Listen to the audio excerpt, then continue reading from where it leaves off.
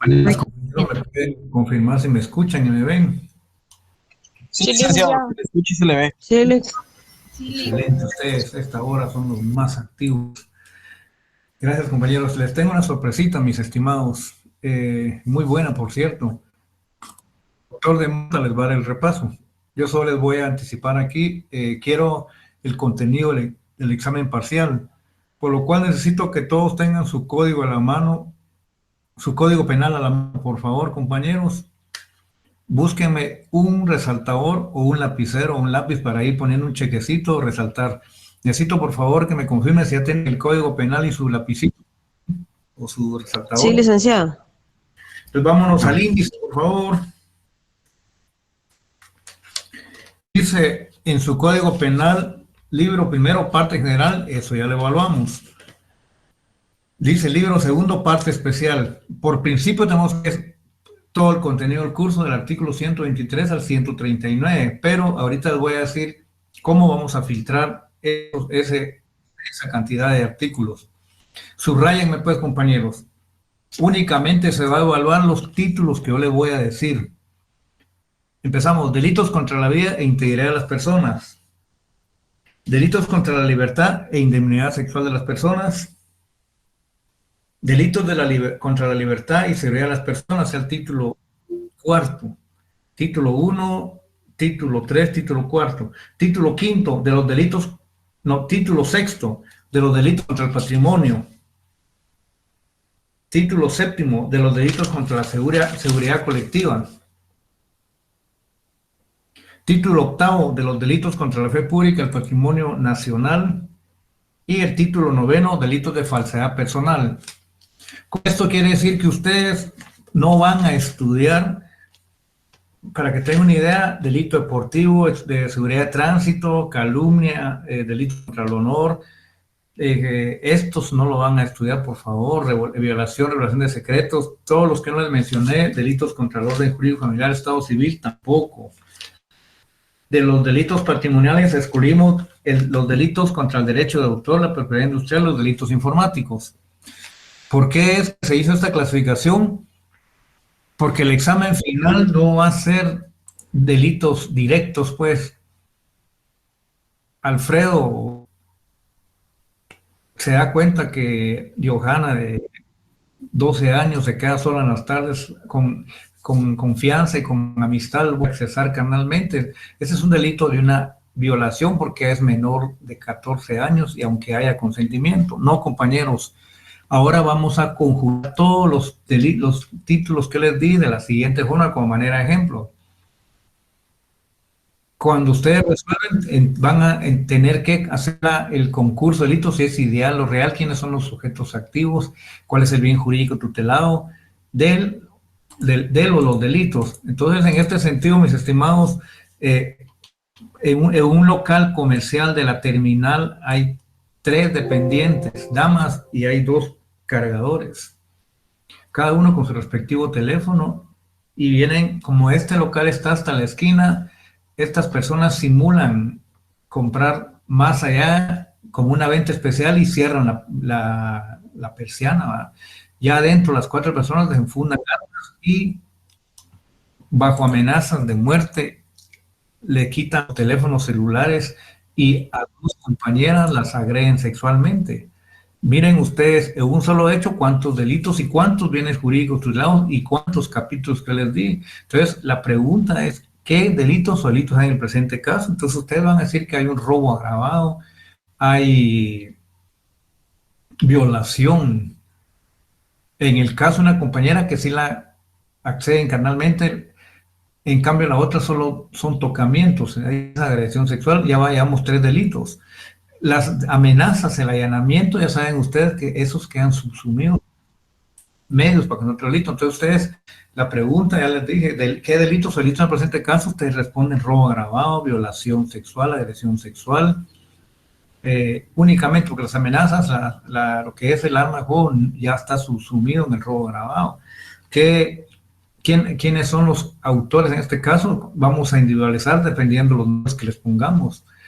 ¿Cuáles son los bienes jurídicos tutelados? Ustedes dicen el patrimonio y la libertad de dignidad sexual, independientemente si ustedes consideran que hay algún tipo de plagio o secuestro, pero analicen porque en una variante viene así, pero en otra solo dicen que lo retienen mientras en la otra variante la misma situación, pero al final dicen que no los van a dejar ir hasta que no les entregue una cantidad de dinero. Entonces ahí ya vamos con un plagio o secuestro. Entonces es así como son los delitos ahora. Digo, el examen final ya son delitos combinados, por decirlo así coloquialmente. No es como decir uno ya hay concursos, delitos, pues así es el examen. Claro, yo les dije que les iba a dar a ustedes 4 o 5 preguntas directas, porque también para permitirles a los compañeros que ya tienen ganado el curso con 63, 64 y solo la firman a poner, pregunta directa puede ser, determine según la doctrina cuál es el dolo específico de muerte. Entonces ustedes la respuesta es animus necandi. O sea, las primeras preguntas son como manera de abrirles la mente. Y ya los casos finales, ya, como les digo, ya son en un hecho varias acciones. Alguien puede pasar yo les platiqué aquel caso de la persona que hurta un vehículo en el parqueo La U, si es que no lo rompe el vidrio para que sea un robo. Va a la gasolinera, le llenan el tanque, no paga, se va y lesiona a una persona y hasta el fin se está en la pared. Entonces ustedes están viendo que hay ahí hurto en el caso que él solo haya abierto con ganzúa, o robo si rompió el vidrio, usó violencia. No paga en la gasolinera, es otro tipo de estafa especial, defraudación en consumos, lesiones culposas hacia la persona que te atropella en bicicleta. Por último tenemos nosotros los daños, ¿verdad? Entonces, así es la mecánica del examen final, mis estimados, la forma como se va a evaluar. Vamos a trabajar así, delitos directos, como quien dice, Juan tiene plenamente los conocimientos, los movimientos de Raquel, que sale a las 6 menos cuarto a la maquila, espera el bus, pero Raquel tiene la costumbre o mala costumbre de irse atrás de un poste a hablar por teléfono porque le da pena que sus compañeras oigan la conversación amorosa, ¿verdad? Pero con tan mala suerte que 2 personas en moto le quitan el teléfono. Son preguntas directas. Entonces, estas instrucciones las dio el doctor. Ya creo que lo tengo por ahí, compañeros. Vamos a tener al doctor en el repaso, compañeros. Entonces, les recomiendo, por favor, a los compañeros que no han logrado ingresar, que ustedes me hagan favor de compartirles la información.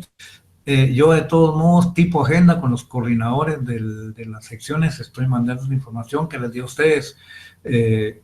Así como les dije, son las instrucciones que me dio el doctor de Mata, que estudien esos capítulos, porque los exámenes son combinados, por decir así, y ustedes tendrán que determinar si hay qué delitos, si hay concurso, sujetos activos, bienes jurídicos, pero ya esto el doctor de Mata nos va a explicar más adelante. Doctor de Mata, el tiempo es suyo, ya les di las instrucciones que usted me indicó en cuanto a la mecánica del examen final.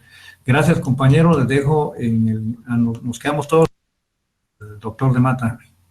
Muchísimas gracias, Guillermo. Muy buenas noches, estimadas compañeras, estimados compañeros. Hoy sí vamos a dar inicio a la última sesión de clase. Esta es extraordinaria para darles pues alguna información importante respecto del examen tal y como lo había hecho el licenciado Hernández, y luego hacer una suprema síntesis tal vez de los delitos que son más importantes, y cuando digo son más importantes me refiero a delitos que tienen más incidencia dentro de la jurisprudencia jurídica penal guatemalteca. En primer lugar, pues quisiera manifestarles pues o reiterarles pues sobre la información que ha hecho el licenciado Hernández respecto de cómo quisiéramos proyectar o hemos proyectado siempre nuestro examen final. Este examen final realmente se trata, el examen final, no solo de Derecho Penal 2, realmente es un examen final de Derecho Penal 1 también, de todo el derecho penal. Y quisiera que ustedes hicieran un análisis de conciencia y se pusieran a pensar, remóntense ustedes hasta el 10 de enero de este año y pónganse en 10 de enero y pregúntense qué sabían de derecho penal el 10 de enero de este año. Y ahora pregúntense ustedes qué saben de derecho penal a mediados de noviembre. Y se van a dar cuenta que realmente hay un cúmulo de conocimientos y de experiencias que hemos tenido a través de los 2 semestres, de Derecho Penal 1, Derecho Penal 2. Derecho Penal realmente es una especialidad pues muy humana, muy apasionante. Lamentablemente siempre se ve, pues o se trata de problemas pues serios con la vida de las personas, pero bueno, eso es parte realmente de la especialidad, de una de las especialidades del derecho, ¿no?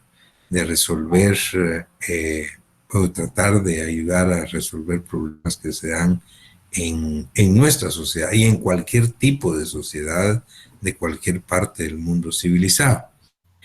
Entonces, pues lo que pensamos ahora es plantearles nuestro examen final en el que ustedes puedan resolver los casos como los han venido haciendo, pero de una manera mucho más objetiva, mucho más práctica, tal y como suceden los casos desafortunadamente en nuestra sociedad. De tal manera, pues, que ustedes deban analizar un caso, cada uno de los casos, en atención a todos los conocimientos que ustedes tienen desde Derecho Penal 1 hasta el final de Derecho Penal 2. Tal y como se los dijimos siempre, ustedes pueden hacer uso para resolver su examen de sus copias, de sus libros, de sus archivos, de sus leyes, indiscutiblemente, de todo lo que ustedes quieran. Incluso les decía yo, a guisa de broma, pero no es broma. Háganlo si quieren. Pueden hacerse acompañar de cuantos colegas abogados para que los ayuden a resolver el final. Solo que no les va a ir bien. Y no es broma. Fíjense, compañeros, que les comentaba a guisa de anécdota en la otra sección que nuestros exámenes, como ustedes lo saben, son siempre, como deben ser, a libro abierto, copias abiertas, leyes, todo lo que quieran. Lo único que prohibimos es que ustedes se auxilien de otro compañero para resolver su examen, que lo hagan ustedes solos. Y así lo hacemos, así lo hemos hecho siempre desde hace muchos, pero muchos años en la facultad. Y pues la verdad es que ha sido exitoso porque ustedes se dan cuenta, en derecho penal, tal y como nosotros lo impartimos, nunca hay que aprenderse, porque es absurdo para nosotros, absolutamente nada de memoria. Sí, lo que usted debe es conocer la doctrina, saberla, como conocer pues su legislación, el ordenamiento penal, la jurisprudencia y todo lo que usted quiera, tenerlo a la mano como usted lo va a tener en su bufete el día en que resuelva casos o el día en que esté en su despacho de juez o de fiscal o de asesor legal, de lo que sea, siempre va a tener todo a la mano. Y así es como debe resolver el examen final, es decir, con todo a la mano. Pero les comentaba esa de anécdota que cuando estábamos en la facultad, pues yo les decía esto a los muchachos y les decía, miren, en nuestro examen final tienen 4 casos y tienen 1 hora para responderlo. Ustedes pueden hacer uso absolutamente de todo, de todo. Lo único que es prohibido es que se consulten entre ustedes mismos. Muy bien, y tienen 1 hora, pero, si ustedes quieren, tenemos otra alternativa. ¿Cuál es? En lugar de 1 hora, les repartimos el examen, el mismo, y les damos media hora, la mitad de tiempo. Y hagan ustedes, respóndalo como quieran. Si quieren, entre todos, háganlo. O llamen gente de otros lados, abogados, cualquiera que los ayude, no importa. Por supuesto, van a ver ustedes, nunca, bueno, nunca, no es decir nunca, el 99% de las veces, los muchachos han optado por hacerlo en 1 hora solos, no por la segunda opción. Pero una vez hubo un grupo de compañeros que optó por la segunda y me dice, mi doctor, nosotros queremos la segunda. ¿Cuál? ¿Media hora y entre todos? Sí. Bueno, con mucho gusto. Repartan los exámenes. Repartimos los exámenes y ahí los dejamos. Dentro de media hora los venimos a recoger. Háganlo como quieran y traigan a quien quieran. Cuando recogimos los exámenes, vean a ver ustedes, más del 70% de los muchachos no había llegado a responder ni siquiera la mitad del examen. Son 2 casos. ¿Qué pasó entonces? Lo que pasa es que en este tipo de evaluaciones, como las que hacemos, lo que ustedes quieren es que no los molesten. Si usted está metido en su examen, usted sabe que tiene 15 minutos para resolver el caso. Y tiene sus libros, sus copias, sus chivos, todo para ayudarse, para auxiliarse.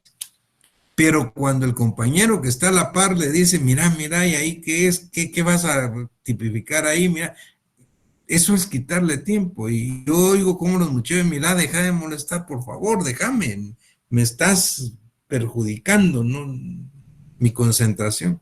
Y así es. Y esto, pues, se los cuento como anécdota, porque, pues, la verdad es que ustedes ya están a un nivel, oigan lo que voy a decir, profesional. Porque más derecho penal ya no van a llevar en toda la carrera. Probablemente después de graduados, de abogados, hagan una especialización, una maestría, un doctorado en penal, eso es otra cosa. Pero aquí se acabó derecho penal. Es decir, usted o sabe acá o ya nunca va a aprender, pues, que aquí esto es derecho penal, dentro del pregrado. Por eso les decía, yo estoy completamente seguro que ustedes manejan los conocimientos básicos, manejan la técnica para resolver cualquier tipo de caso y pueden hacer uso, pues, de todo lo que ustedes quieran. Y en el examen final la idea es esa, ponerles casos, pues, para que ustedes puedan, realmente no es de combinar delitos, ¿no? Sino de tipificar concursos de delitos. Y algo muy sencillo, porque lo que se trata es de resolver casos como los que se dan en la práctica. Todos los días, por ejemplo, un sujeto que pasa a una gasolinera, por decirles algo, pide que le llenen de gasolina y mientras está llenando de gasolina, él ya sabe lo que va a hacer, saca su revólver, le dispara al gasolinero, lo deja herido ahí en la pierna y en ese momento aprovecha para sacarle todo el dinerito que él hizo durante el día, se va con el dinero y por supuesto tampoco pagó la gasolina. Y luego lo captura la policía. Ese es un caso. Entonces yo le digo a ustedes, tipifíquenme, ¿qué se tipifica en el presente caso? Y ahí ustedes se van a dar cuenta. Entonces ya entramos a hacer el análisis, como siempre se los he dicho. Primero, es siempre principiar por el iter criminis. Iter criminis es el camino del delito, desde que nació en la mente del autor, del sujeto activo, hasta que lo consuma. Y en este caso ustedes tienen que partir y decir, bueno, ¿qué quería este sujeto? Bueno, este sujeto lo que quería era dinero, robar el pisto.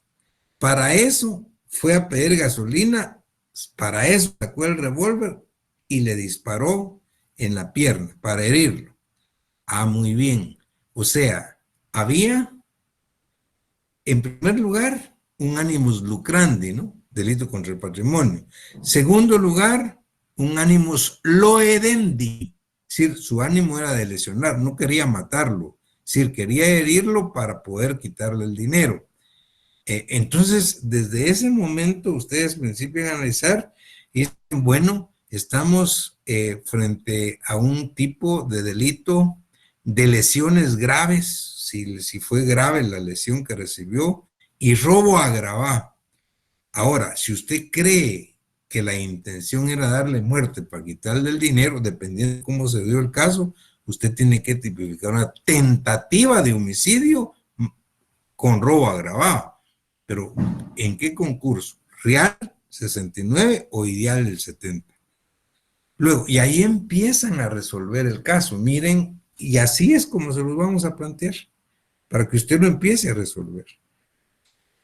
Pero como les decía, aquí lo importante, y vamos ya a entrar en materia de la suprema síntesis de hoy. Por ejemplo, cuando yo les digo, vamos a tocar los delitos que tienen más trascendencia en la legislación, en la práctica de la práctica penal guatemalteca. No es porque los demás delitos no sean importantes, no, es porque estos delitos son los que diariamente se ven en los tribunales de justicia penal del país. Y eso se los comentó yo desde el primer día de clases, en enero. Yo les dije, miren, esto, pues, bueno, lo dije en enero, pero pues lo repetí ahorita en Derecho Penal 2 cuando empezamos a estudiar los delitos. Y les dije, miren, delitos, hay cientos de delitos en el Código Penal. Y por no decir, hay más de 1000, si hablamos del Código Penal y las leyes penales especiales. Pero por estudios que nosotros hemos realizado, investigaciones, afortunadamente, porque tampoco daría tiempo a ver cada uno de ellos, solo vamos a abordar con mayor interés, pues vamos a ver todo lo que nos dé tiempo, pero con mayor interés los que más se dan, los que más se repiten. Oigan esto, que no son más de 25, 30. Oigan lo que digo. Pues no son más de 25, 30, son los mismos. ¿Cuáles? Delitos contra la vida, la integridad de la persona, delitos contra el patrimonio. Estoy hablando de homicidios, lesiones, estoy hablando de robos, hurtos, estafas, agresiones indebidas, chantaje, daños. Estoy hablando tal vez de violación, agresión sexual. Estoy hablando de calumnia, injuria, difamación. Estoy hablando tal vez de plagio, secuestro, detención ilegal. Estoy hablando tal vez de allanamiento de morada, de falsificación de documentos, etcétera. Esos son los delitos. Y con mayor razón, delitos contra la vida y delitos contra el patrimonio. Así es. Entonces, pues, por eso les decía, cuando empezamos a ver, por ejemplo, delitos contra la vida y la integridad de la persona.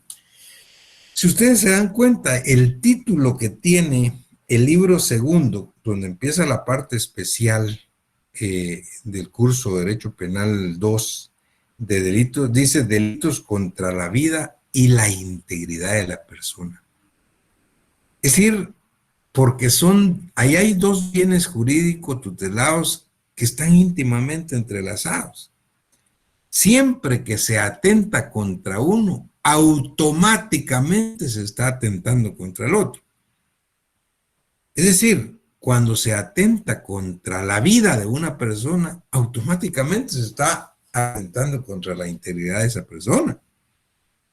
Y viceversa, cuando alguien atenta contra la integridad física de una persona, automáticamente está atentando contra la vida de ella. Y entonces lo que pasa es que son dos bienes jurídicos tutelados totalmente diferentes y que nosotros tenemos que tener claros como abogados penalistas para analizar, para resolver pues los casos. Pero están íntimamente relacionados, pero no son lo mismo. Es decir, por ejemplo, si un sujeto atenta contra la vida de una persona porque el propósito deliberado de él, y por eso que ustedes tienen que empezar cuando analicen un caso por el intercrímenes y por el primer elemento subjetivo del delito, ¿qué quería el sujeto? ¿Qué era lo que pretendían?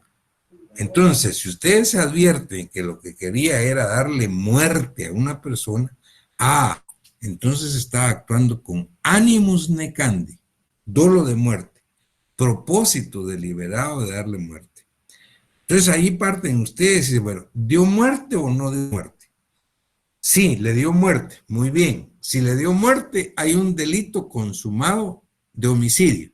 Entonces ustedes principian, ¿qué clase de homicidio? Y ustedes tienen que hacer el análisis, porque ustedes ya saben que hay muchas clases de homicidio. Partiendo del homicidio simple, que es el delito tipo del 123, y que por naturaleza el homicidio simple es eminentemente doloso.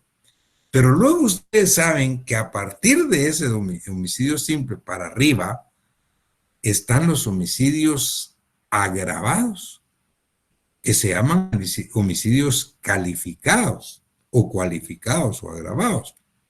Y hay tres: el parricidio, el asesinato, las ejecuciones extrajudiciales.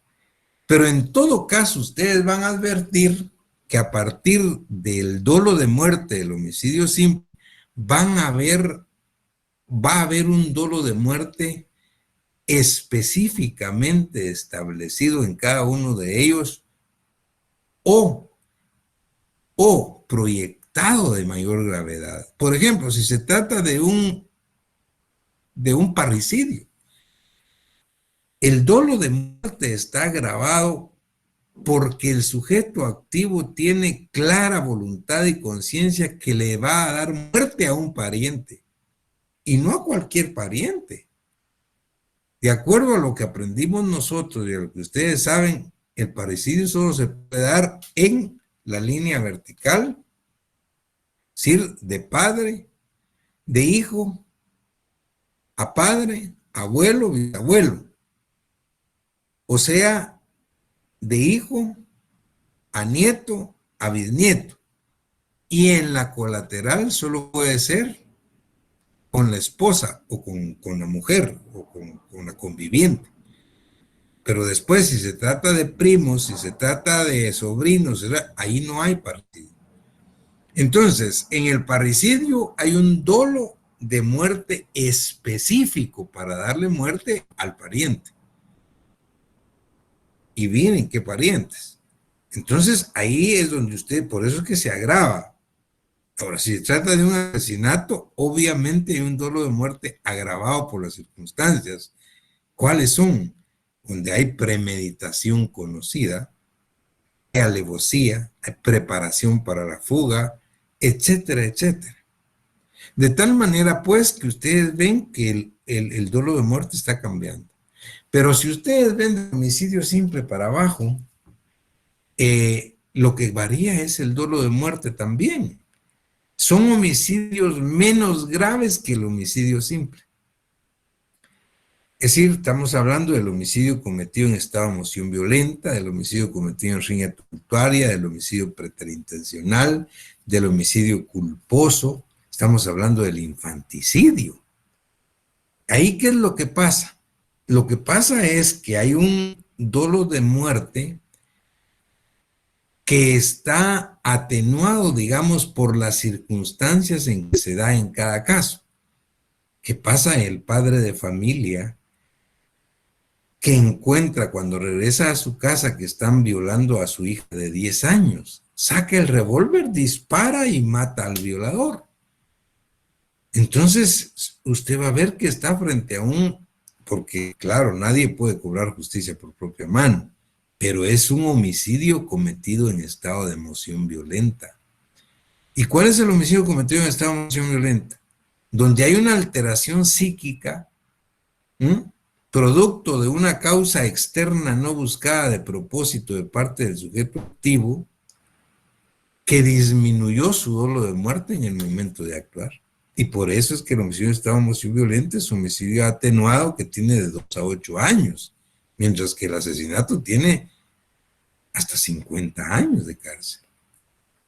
Si es una riña tumultuaria, pues no están riñendo más de 2, o sea, de 3 en adelante, donde se atacan confusa y tumultuariamente. Todos son activos y sujetos activos a la vez, donde no teniendo el propósito deliberado de darle muerte a alguien, sí se lo representan como posible, pero no se detienen, porque en el homicidio, en la riña tumultuaria, el quedarse con los brazos cruzados es prácticamente ser sujeto pasivo del delito.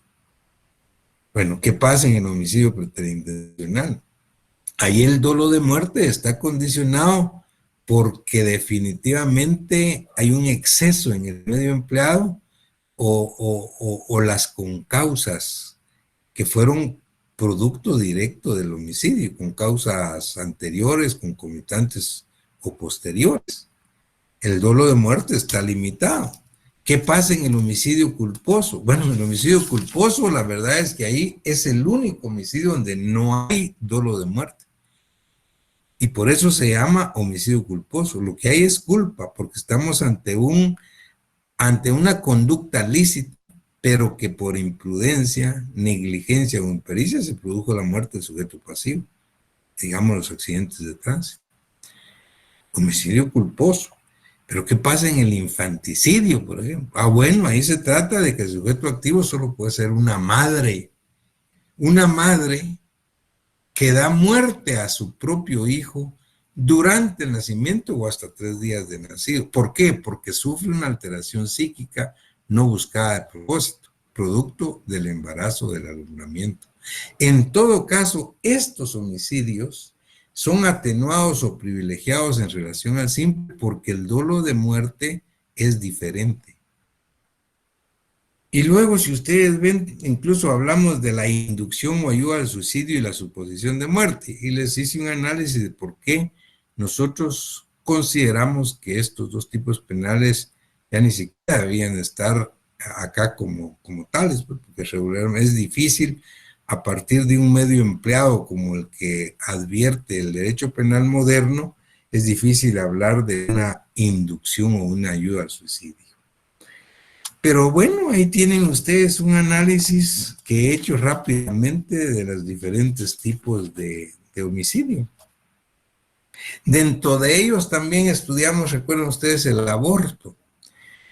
La legislación penal guatemalteca protege la vida desde la concepción hasta la muerte. Es decir, desde el momento en que se fusiona el óvulo femenino con el esperma masculino, desde ese momento hay una protección penal para esa expectativa de vida.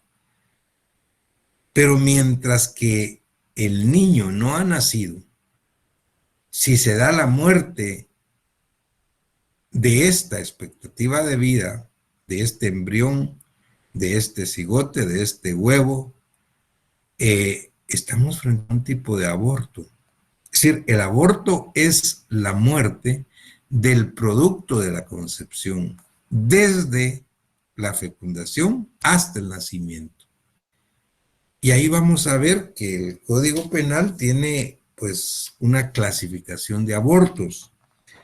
El aborto procurado, que es de los más graves, el aborto con el consentimiento o sin el consentimiento de la madre, el aborto calificado cuando a consecuencia de él muere la madre, y los diferentes tipos de aborto tienen diferentes penalidades en atención a la gravedad de cada uno de ellos.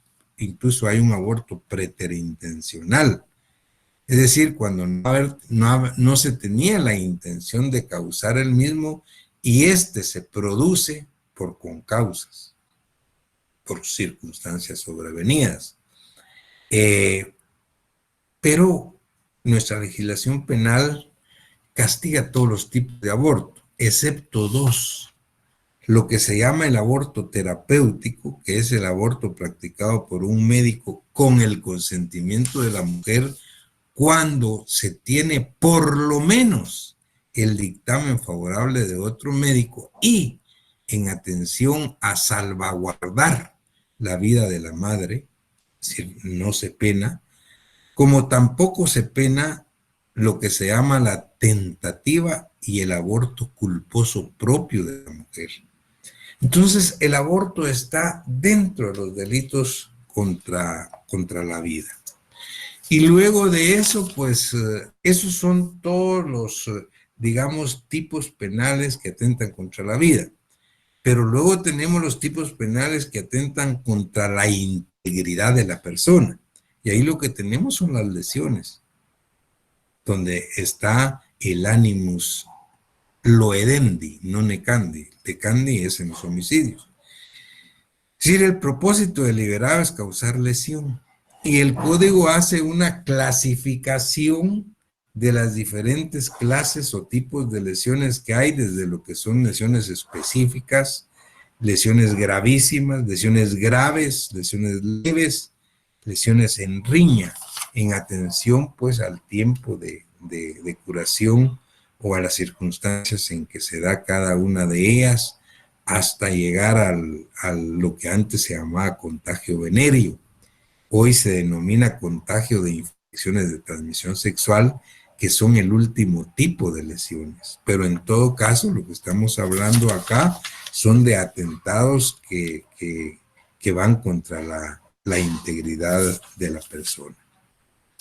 Algo muy importante en estos, compañeros, es que en todos estos delitos, desde el delito contra la vida hasta el artículo 159, donde empiezan los delitos contra el honor, todos estos delitos contra la vida y contra la integridad, etcétera, son delitos de acción pública. Su naturaleza es de acción pública. ¿Qué quiere decir eso? Quiere decir que todos estos delitos deben ser perseguidos de oficio por parte del Estado de Guatemala. El Estado de Guatemala, obviamente, a través de la institución que constitucionalmente es la encargada de investigar, de perseguir y acusar con plena autonomía, que es el Ministerio Público. El Ministerio Público pues tiene dentro de sus funciones acá la persecución de delitos de acción pública. Todos estos son de acción pública. Pero llegamos a un grupo de delitos que denomina el Código Penal delitos contra el honor. Y estos delitos contra el honor se caracterizan porque son delitos de acción privada. ¿Qué quiere decir que son delitos de acción privada? Que el Estado no los puede perseguir de oficio. Que para que se puedan perseguir una calumnia, una injuria o una difamación, tiene que haber una denuncia o una querella de parte interesada, de parte del ofendido o la ofendida. Y ese es un delito de acción privada, porque el Ministerio Público no tiene absolutamente nada que ver acá. Solo es la parte ofendida, la parte agraviada quien lo persigue, quien lo debe perseguir. Y a esos son los denominados delitos contra el honor. Básicamente es la calumnia, la injuria y la difamación. Y ahí recuerdan ustedes que hablamos de que, pues, ¿qué era el honor? Pues, porque esto es algo, pues, muy amplio. Y dijimos que desde el punto de vista penal, el honor se puede limitar específicamente a dos campos. el honor objetivo y el honor subjetivo.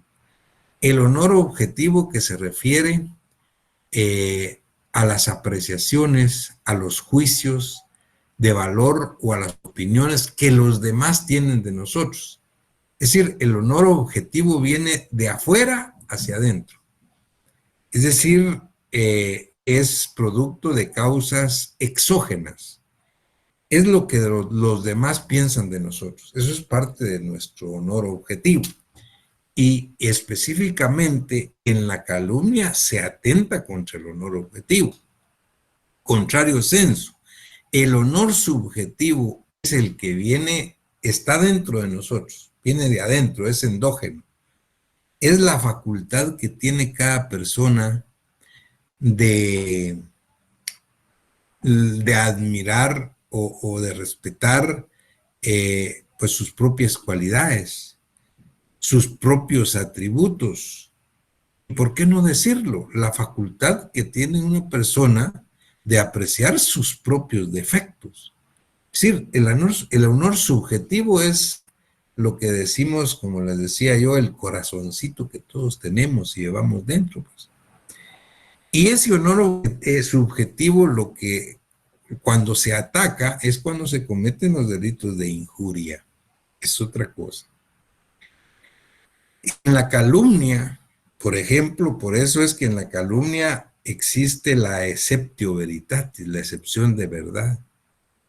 En una calumnia, por ejemplo, cuando un sujeto le dice a otro que es ladrón, y esa es la opinión del que es el ladrón, entonces el que se sienta ofendido, el que se siente ofendido porque le han dicho que es ladrón, pues querella ante el juez a este sujeto. Y dice, mire, vengo a presentar una querella, señor juez, por el delito de calumnia, porque este hombre me trató a mí de ladrón, pues en la clase, frente a todos mis compañeros. Entonces, hirió mi honor objetivo. El juez llama a una audiencia y le dice, mire señor, usted está aquí acusado de calumnia porque usted trató de ladrón a este muchacho en frente de todos los compañeros de clase. ¿Qué dice? Y este señor que es el imputado le dice, señor juez, efectivamente yo le traté de cierto, es cierto, yo le dije que él era un ladrón y lo traté de ladrón, y aquí le traigo las pruebas, ¿no? Pruebas documentales que prueban que él es un ladrón, por eso fue que se lo dije. Frente a esa situación, ¿qué hace un juez? Frente a esa situación, el juez tiene que dejar en inmediata libertad, eximir de responsabilidad penal al que llegó como acusado y se voltea la tortilla, ¿no?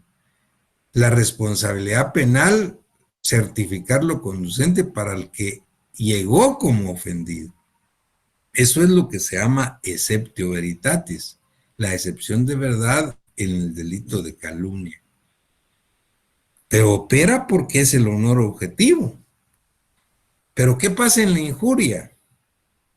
En la injuria hay uno que presentó, señor juez, yo presento una querella aquí con usted porque este señor me trató de que era yo un llorón y un mocoso en la clase y me hizo sentir muy mal. Y le dice el juez, mire, es cierto que usted trató de llorón y mocoso a su compañero, ¿verdad? Señor juez, sí, es cierto.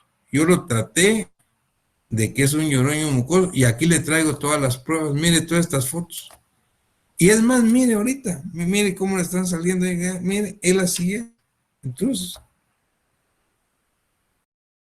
aún así, ahí no opera la excepción de verdad. Porque es un delito que atenta contra el honor subjetivo. El hecho que él sea llorón, que sea mocoso o que sea lo que sea, eso no quiere decir que otro pues se lo diga para afectar su dignidad, pues ese es el problema de él. Ahí no opera el honor subjetivo. Entonces ahí ven ustedes la diferencia entre el honor objetivo y el honor subjetivo, entre calumnia e injuria. Ahora, ¿qué es la difamación? En la difamación, La doctrina dice que hay difamaciones calumniosas o difamaciones injuriosas, porque la difamación puede tener las características de una calumnia o puede tener las características de una injuria. Lo que pasa es que no es lo mismo decirle ladrón a una persona frente a 10, frente a 15 o a 20 personas, o decirle mocoso o lo que sea, ¿verdad? Sino, no es lo mismo decírselo frente a un grupo de personas de 15 o 20 que decírselo por medio de la prensa, de un medio de comunicación social donde se entera toda la población, toda la sociedad en la que vive él. O sea, lo que hace la difamación es la publicidad en masa. Es una injuria o una calumnia, pero haciendo uso de los medios de comunicación social en masa, donde le afecta a la persona. Pero en todo caso, lo que quiero que quede claro que estos delitos, pues son delitos eminentemente privados. Aquí no opera de oficio el Estado. Aquí tiene que haber una instancia de parte. Tal vez luego después vimos los delitos que atentan contra la libertad y la seguridad sexuales. Y les explicaba rápidamente que en ese tipo de delitos, la verdad es que a raíz de las reformas que se hicieron en el 2009, ya pues prácticamente solo tenemos tipificada la violación y la agresión sexual, donde el sujeto pasivo puede ser tanto un hombre como una mujer. Antes de la reforma del 2009, les explicaba yo, habían delitos que atentaban contra la libertad sexual como la violación y delitos que atentaban contra la seguridad sexual como los abusos, como el estupro. Pero oigan, el sujeto pasivo, tanto en violación como estupro, solo podía ser la mujer. Los hombres no podían ser sujetos pasivos de violación ni de estupro. ¿Por qué? Porque la configuración técnica del delito exigía que éste se consumaba a través del inmicio penis vía vaginal. Es decir, si la relación sexual, si la penetración se daba vía bucal, la boca o vía anal por el ano, no se consumaba el delito de violación ni el delito de estupro, sino en todo caso, pues habría otro tipo de delito que atentaba de agresión sexual. Y en todo caso, entonces, solo podían ser sujetos pasivos las mujeres de violación y estupro. A raíz del 2009 cambia y a partir del 2009, tal y como está actualmente, el delito que atenta específicamente contra la libertad y la seguridad sexual de las personas es la violación y la agresión sexual, donde el sujeto pasivo pueden ser tanto hombres como mujeres. Es decir, hoy se pueden violar hombres o se pueden violar mujeres. No importa si el inmicio penis fue vía vaginal, vía anal, vía bucal. Lo importante para que se consuma el delito de violación es que la relación sexual sea sin el consentimiento o contra el consentimiento del sujeto activo. Contra el consentimiento del sujeto activo, que puede ser hombre o mujer, es utilizando violencia. Vis compulsiva o vis absoluta, violencia material o violencia psicológica para conseguirlo, o bien sin el consentimiento. Cuando el hombre sujeto pasivo o la mujer sujeto pasiva se encuentra privadas de razón o de sentido por estar borrachos, por estar drogados, por estar hipnotizados, por estar anestesiados, qué sé yo. Lo importante es que acá la protección de la seguridad sexual entonces está en la medida en que no hay consentimiento, no hay voluntad de una de las partes.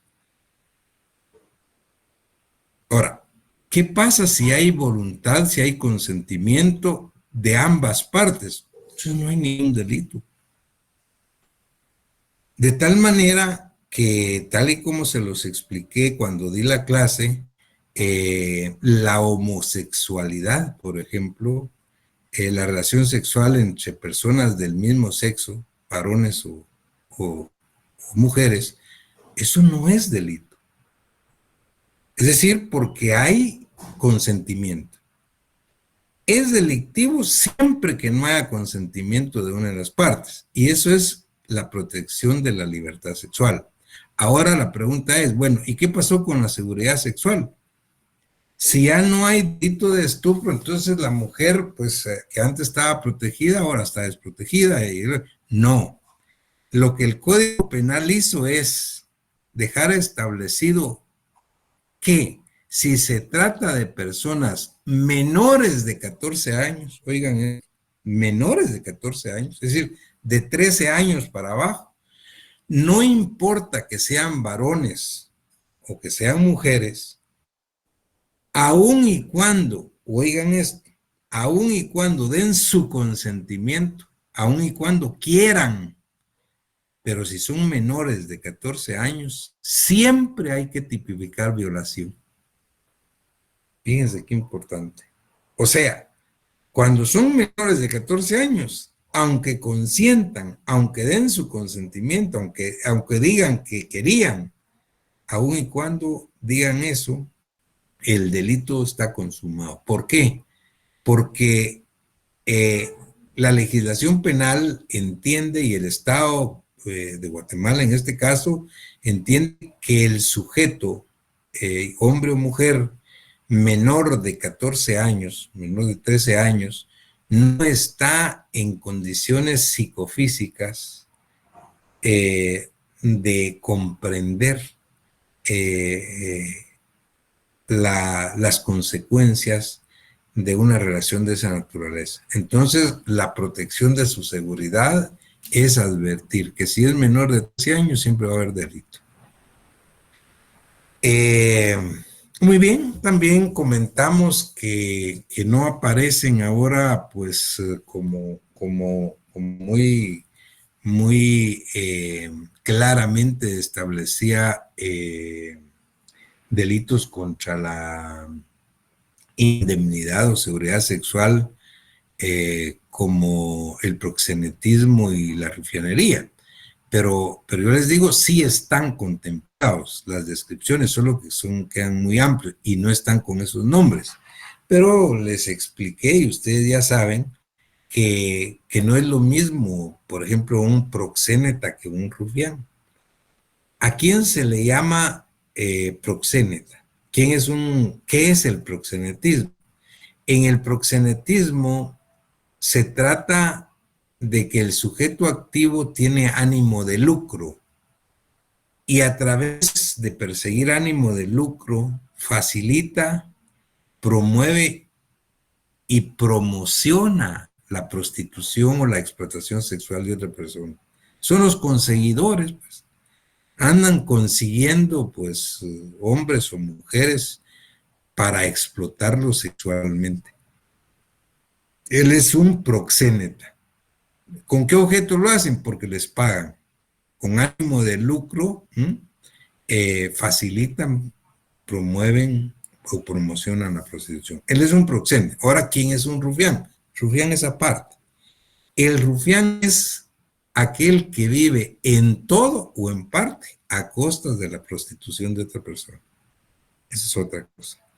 Están actualmente, como les expliqué en su momento, aunque no con esos nombres. Aparte de eso, pues se habla de la corrupción de menores, en la explotación sexual, en todos los sentidos que lo explicamos en su momento. Tal vez lo importante es que ustedes vean que aquí estamos hablando de libertad y seguridad sexuales de las personas, pero después vimos un grupo de delitos que se llamaban delitos contra la libertad y seguridad individual de la persona. Eso es otra cosa. Cuando hablamos de delitos contra la libertad y la seguridad individual de la persona es cuando hablamos del delito más grave dentro de ellos, que es el delito de plagio o secuestro.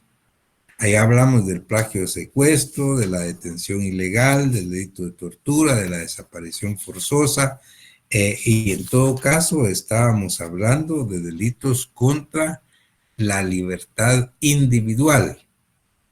Dijimos que obviamente lo más grave es el secuestro, porque cuando se comete un tipo de delitos como este, no solo se atenta contra la libertad y la seguridad de la persona, sino se atenta contra su vida, contra su integridad personal, y no solo se atenta contra la persona que está siendo el sujeto pasivo directo del delito, que realmente se afecta a la familia gravemente de esa persona. También acuérdense que les hablé del el delito de plagio secuestro, de acuerdo a cómo está constituido en nuestra legislación, es un tipo penal abierto, y es una crítica que se tiene en relación a ello. ¿Por qué razón?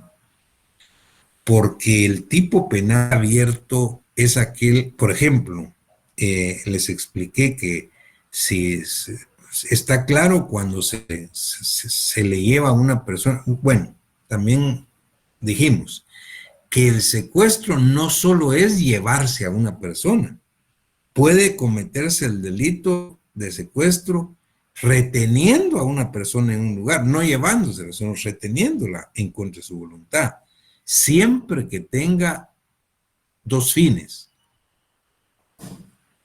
Uno, el canje o el rescate, o el rescate y el canje. Y ahí está claro, es un secuestro. Pero el gran problema de nuestra legislación es que el artículo 201, que es el que tiene el del plagio secuestro, dice una tercera opción, u otro propósito ilícito similar. Bueno, esto sí ya es muy amplio. ¿Cuál? Es lo que quiere el juez, lo que quiere el fiscal. Recuérdense que yo les puse el ejemplo cuando di esta clase de aquel que en un clásico entre rojos y cremas, para que no jugara el centro delantero, que era el goleador de los cremas, pues se lo llevaron antes de las 11 de la mañana, que era el partido. Y el día lunes lo soltaron, pero ya habían perdido los cremas, porque no estuvo el goleador. Entonces les decía, ¿qué delito hay? ¿Se pidió canje? No. ¿Se pidió rescate? No. ¿Y cuál es el objetivo? Que no jugara el partido. Ah, pero dice, u otro propósito ilícito similar. Para algún juez, para algún juzgador o para algún fiscal puede decir, no, para mí sí hubo acá un delito de plagio secuestro. Pero para otro podría decir, no, este no es un delito de plagio secuestro, es un delito de detención ilegal, porque la detención ilegal es privar de la libertad a otro, pues sin que exista un motivo de eso. El problema es que hay una gran diferencia y sustantiva entre lo que es la detención ilegal y lo que es el plagio secuestro. La detención ilegal tiene una pena de prisión de 1 a 3 años, mientras que el plagio y secuestro tiene de 25 a 50 años de cárcel. Las diferencias son abismales.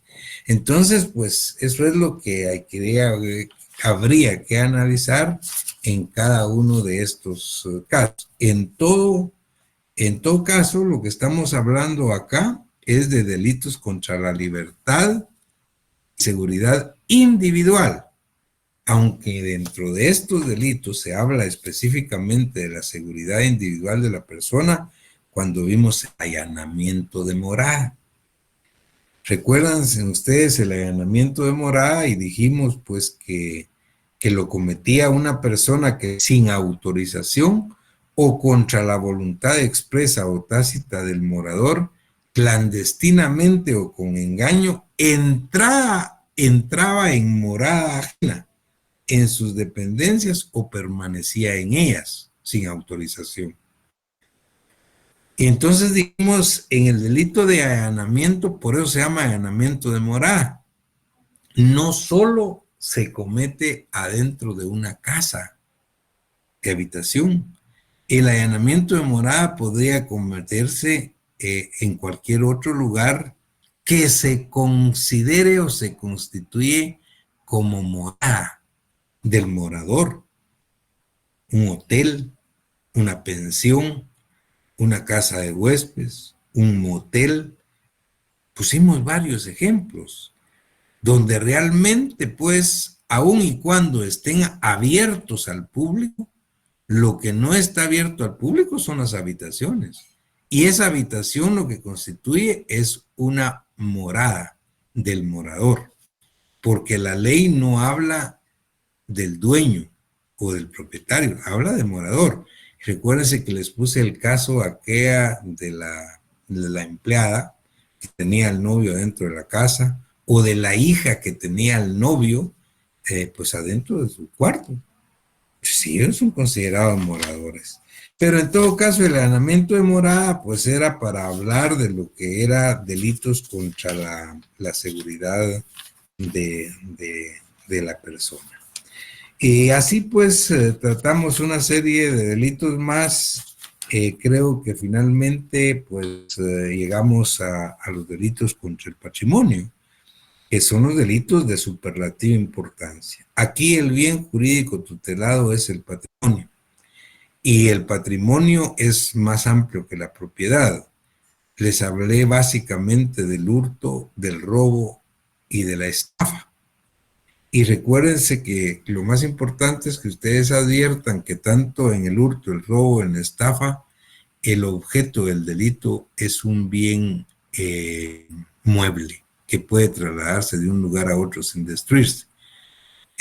Lógico que no se puede robar, hurtar ni estafar bienes inmuebles, casas, fincas, terrenos, lotes, eso no, pero la gente, les decía yo, pues equivocadamente dice, pues que me robaron la casa, pues. Pero ustedes saben que técnicamente eso es motivo de usurpación, pero no de robo, de hurto, de estafa. Realmente aquí estamos hablando de delitos que atentan contra bienes muebles. El delito tipo más que el robo, el del robo es el delito más grave, les decía, porque no solo se atenta contra el patrimonio, sino contra la integridad física y la vida de la persona, porque hay violencia anterior, simultáneo y posterior.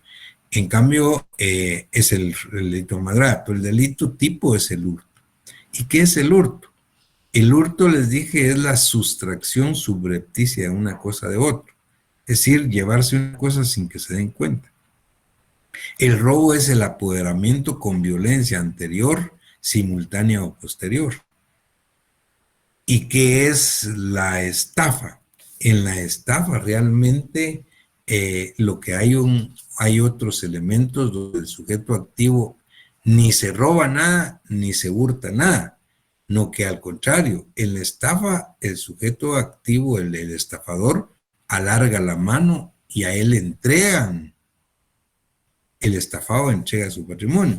Y recuerdan que les puse aquel ejemplo del profesor español, del doctor José María Rodríguez de Besa, que en una conferencia de 3 horas después les hizo una suprema síntesis a sus alumnos y a sus oyentes y les dijo: en el hurto, el sujeto activo alarga la mano y recibe la cosa, porque no hay violencia. En el robo, el sujeto activo alarga la mano, aprieta la mano y saca la cosa, porque hay violencia anterior, simultánea o posterior.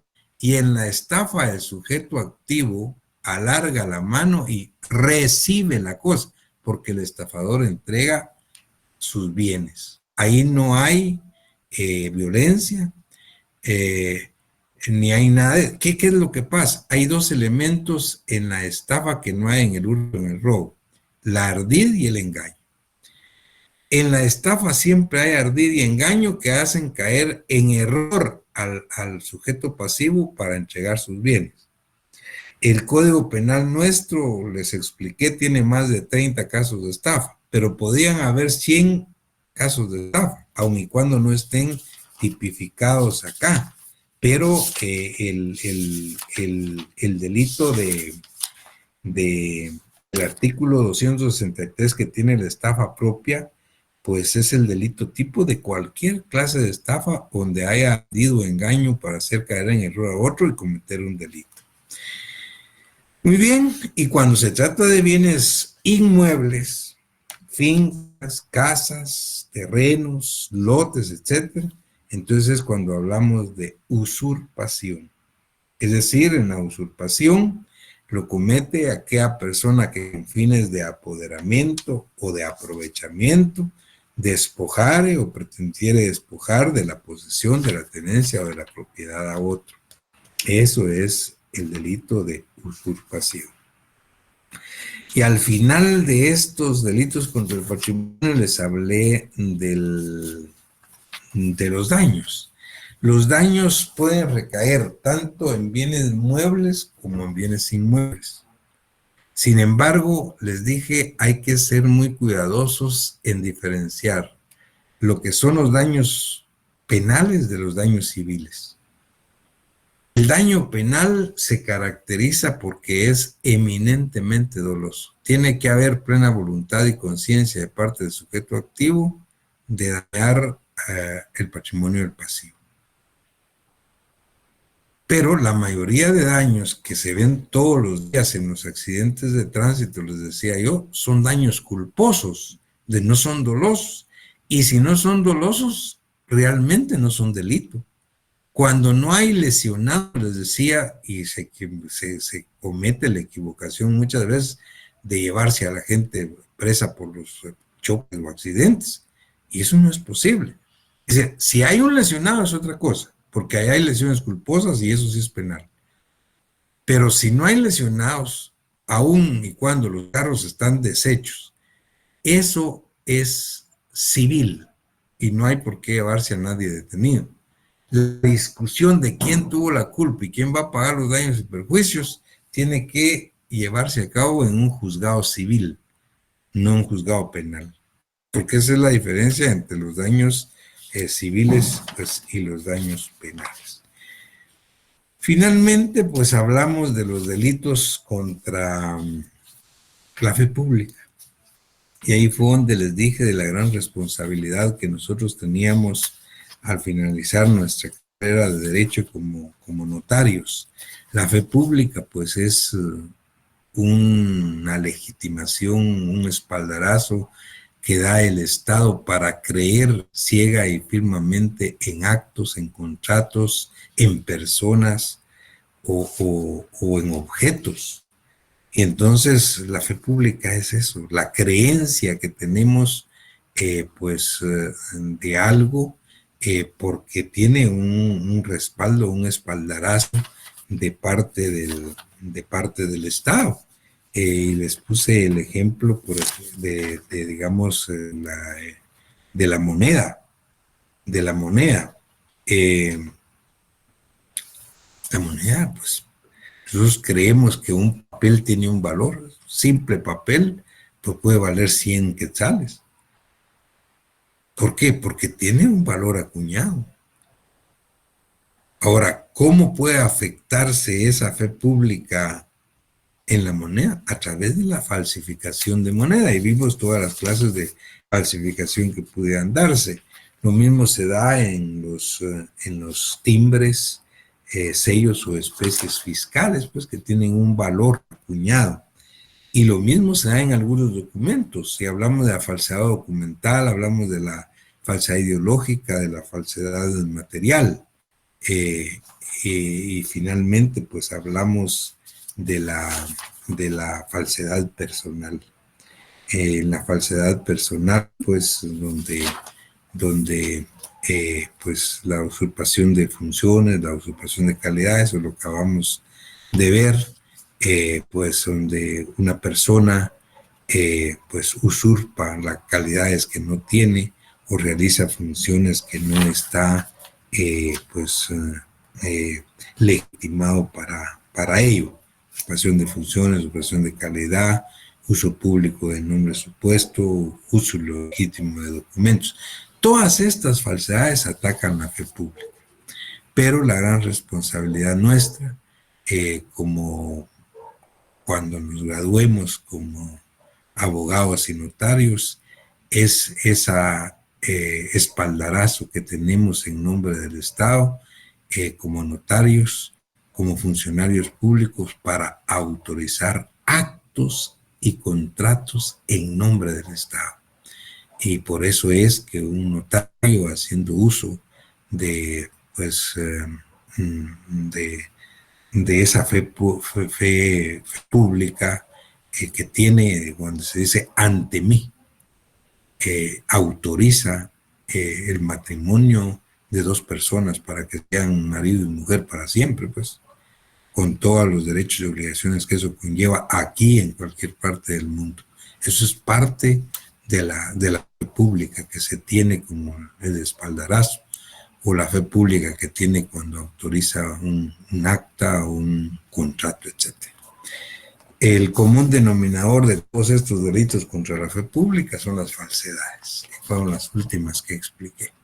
Muy bien, yo les ruego que me disculpen, ya me extendí demasiado porque quería hacer una suprema síntesis de quizás los delitos que más vamos a ver o que más se dan, que tienen más incidencia, y con esto quería hoy sí finalizar formalmente, aunque eso ya lo había hecho pues la sesión pasada, pero me faltaba esta clase para darles alguna información y hacer una suprema síntesis, siempre agradeciendo en todo lo que vale el favor de su atención y las muestras de aprecio y de amistad que siempre me mantuvieron. La verdad que era un estímulo para mí siempre que terminaba la clase, porque eso quiere decir que les gustaba o que estaban, pues obviamente, motivados por lo que estaban escuchando. Lo más importante, como les dije, es que ustedes sean exitosos, que les vaya muy bien, que tengan éxitos en los años finales, pero más allá de eso, les decía que tienen ustedes pues un amigo más en lo que podamos servirles en el transcurso de su carrera o aún después de graduados en su posgrado. Siempre estaré en la universidad ahí para servirles. Es que muchas gracias, éxitos en todo, que les vaya muy bien, y yo siempre estoy para servirles, estimadas compañeras, estimados compañeros. Gracias, licenciado, por todo. Gracias, Liz.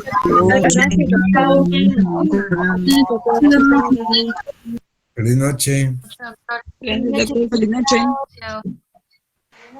Gracias, doctor.